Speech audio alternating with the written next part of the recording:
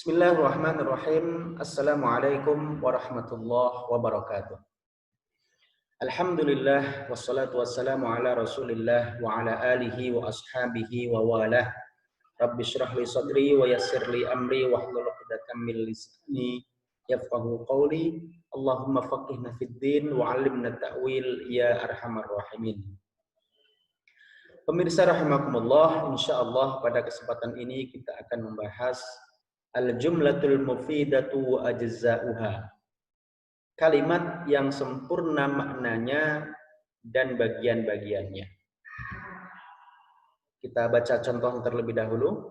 Bismillahirrahmanirrahim. Al-jumlatul mufidah. Al-amthilah. Al-bustanu jamilun. Asy-syamsu thali'atun. Syamma 'aliyun wardatan. Qatafa Muhammadun zahratan. Ya'issus samaku fil ma'i. Yakthurun nakhilu fi misra. Kita terjemahkan. Al-jumlatul mufidah, kalimat yang bermakna sempurna. Al-amthilah, contoh-contoh. Al-bustanu jamilun, kebun itu indah. Asy-syamsu thali'atun, matahari itu terbit. Syamma 'aliyun wardatan, Ali mencium bunga mawar. Qatafa Muhammadun zahratan, Muhammad memetik bunga. Ya'issus samaku fil ma'i, ikan hidup di air. Yakthurun nakhilu fi misra, pohon kurma banyak di Mesir. Apa itu jumlah mufidah? Jumlah mufidah adalah susunan kata yang dapat menjelaskan sesuatu dengan sempurna. Disebut juga sebagai kalam dalam bahasa kitab Al-Jurumiyah.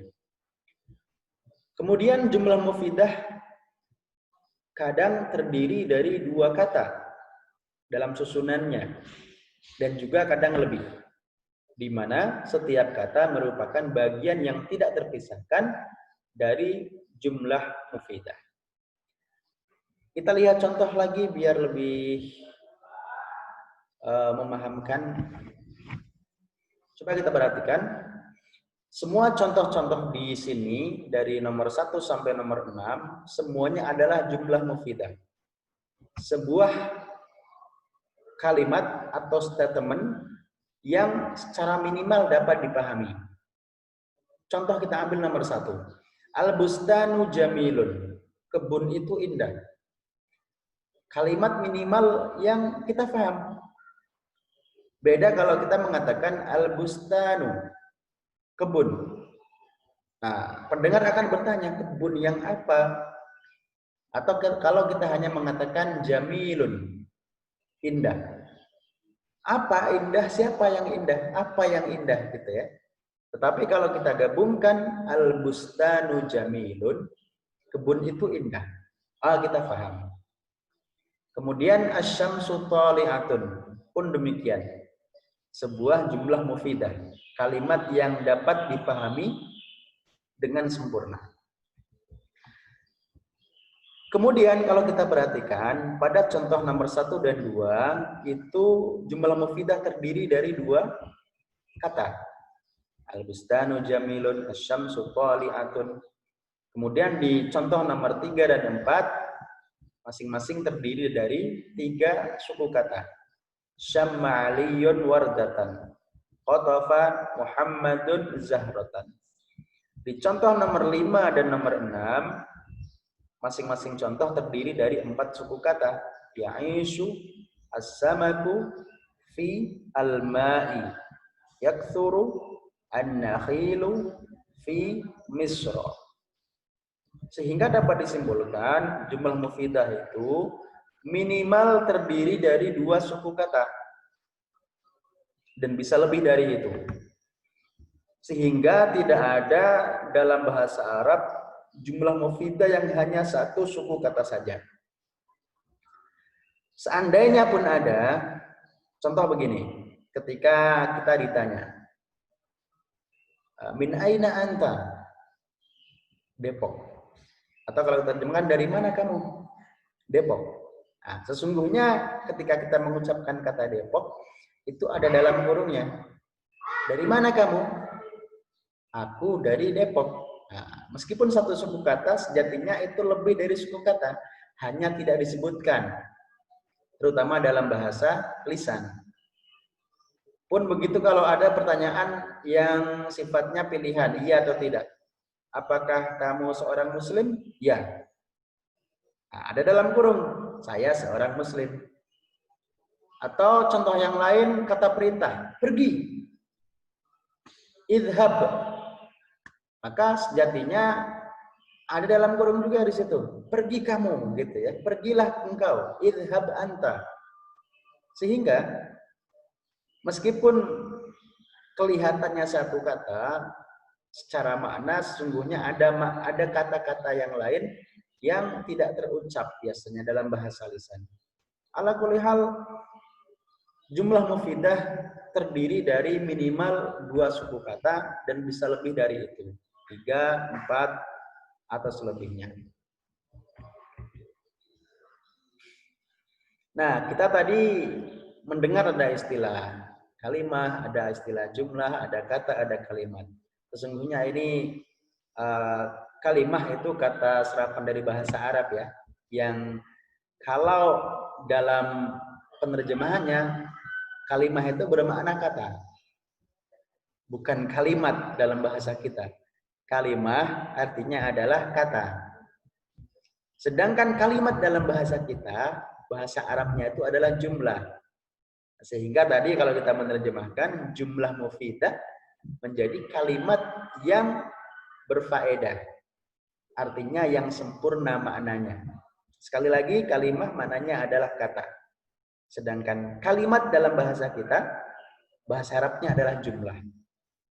Bedakan antara kalimah yang bermakna kata dengan kalimat yang bahasa Arabnya adalah jumlah.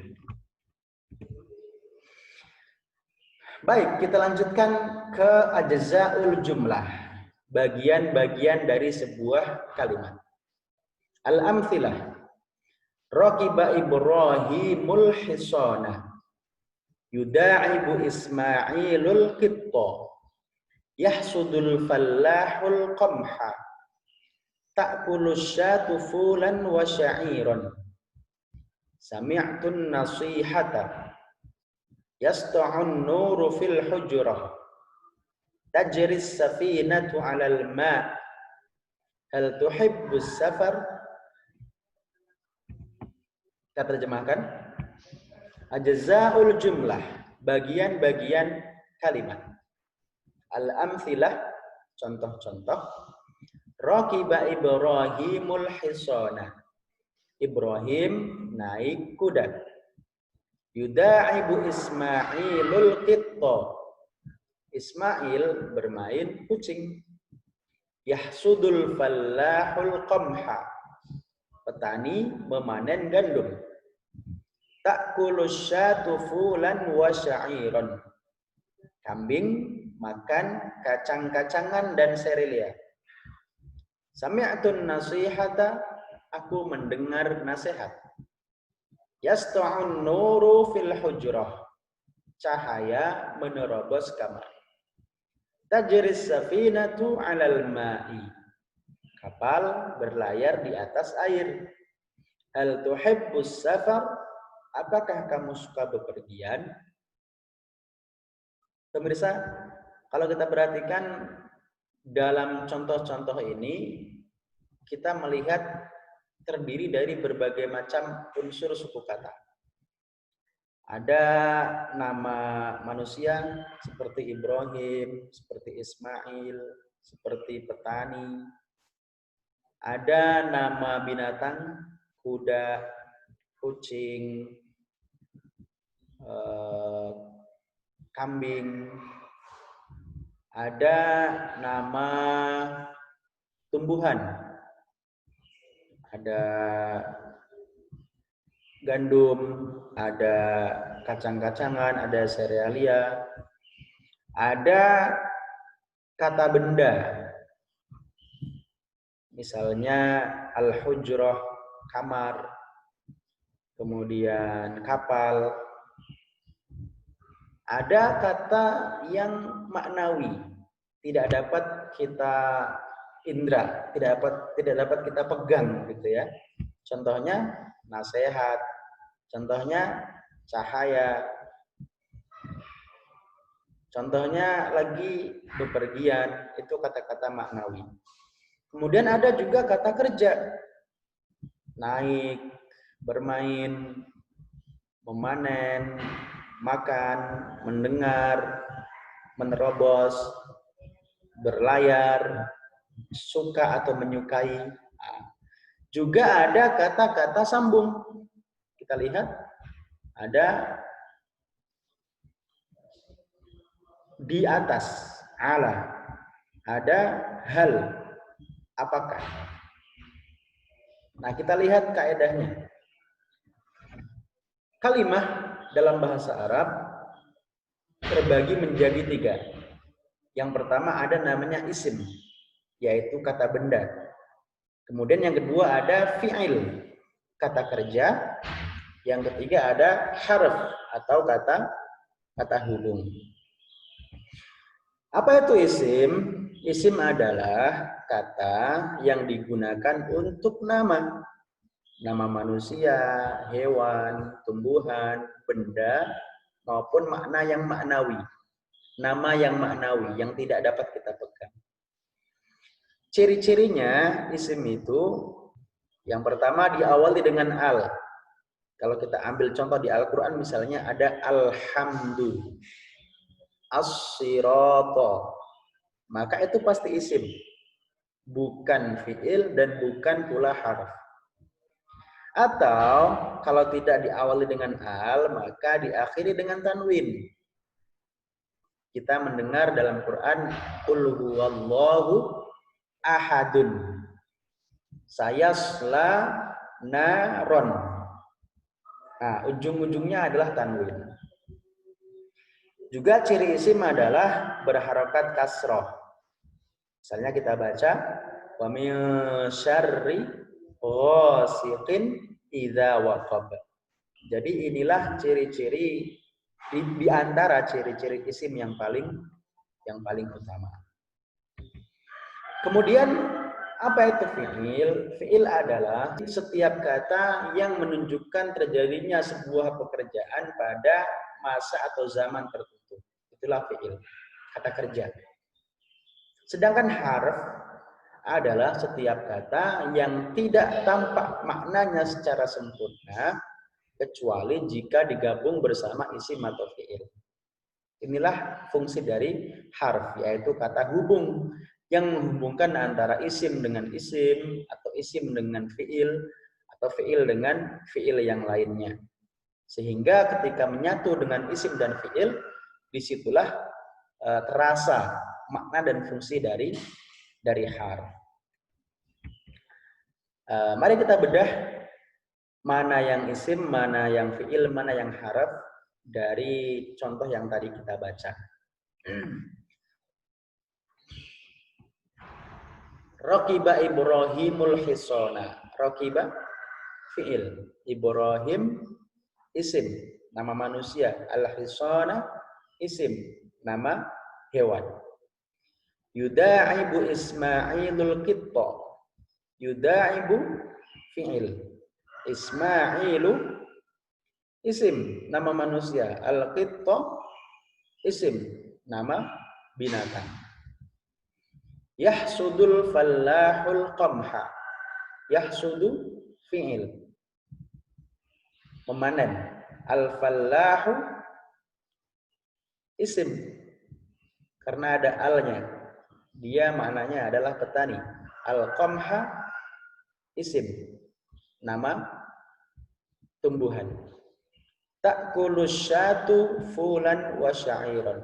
Ta'kulu fi'il, asyatu isim, nama binatang. Fulan wa sya'iran isim, nama tumbuhan. Dan seterusnya.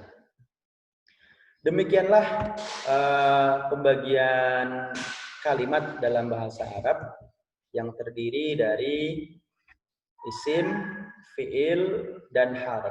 Dan semua kosakata dalam bahasa Arab, kalau kita lihat semua kata dalam Al-Quran itu nggak lepas dari 3 ini. Antara isim, fiil, atau harf. 3 aja itu. Tidak ada yang lain. Dan kita nanti dengan mengetahui apa itu isim, apa itu fiil, apa itu harf,